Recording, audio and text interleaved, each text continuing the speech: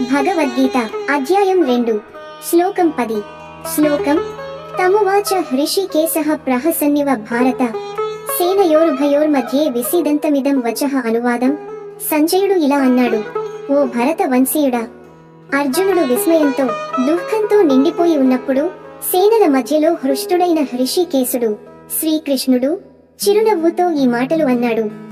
భావార్థం, ఈ శ్లోకం ద్వారా భగవద్గీతలో అసలైన ఉపదేశం మొదలవుతుంది. ఇది తొలి ఉపోద్ఘాత శ్లోకం. ఇక్కడ శ్రీకృష్ణుడు తన పాత్రను గురువుగా చేపడతాడు.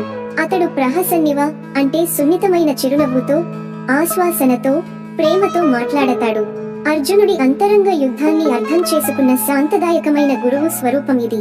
అతడు అర్జునుడికి గజగజలాడే మాటలు చెప్పడం కాదు, జ్ఞానం, శాంతి, ధైర్యం నింపే మార్గాన్ని చూపించేందుకు సిద్ధమవుతున్నాడు.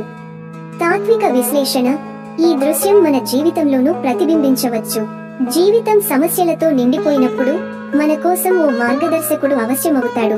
అలాంటి గురువు ఒకంత చిరునవ్వుతో, మాటల కంటే ఎక్కువ విశ్వాసాన్ని నింపుతాడు. ఈ శ్లోకం మనకు ఒక స్పష్టమైన సంకేతం ఇస్తుంది. జ్ఞాన మార్గం ఇప్పుడు ప్రారంభమవుతుంది.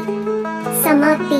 శోకంలో ఉన్న అర్జునుని హృదయాన్ని తాకే శ్రీకృష్ణుని తొలి మాటలు ఇప్పుడు మానవ జీవితంపై శాశ్వతంగా ప్రభావం చూపబోతున్నాయి. ఇది కేవలం యుద్ధం కోసం కాదు, జీవితాన్ని ఎలా బోధించాలో చెప్పే ఉపనిషత్తు తత్వం. మనము ఆ శిష్యులే.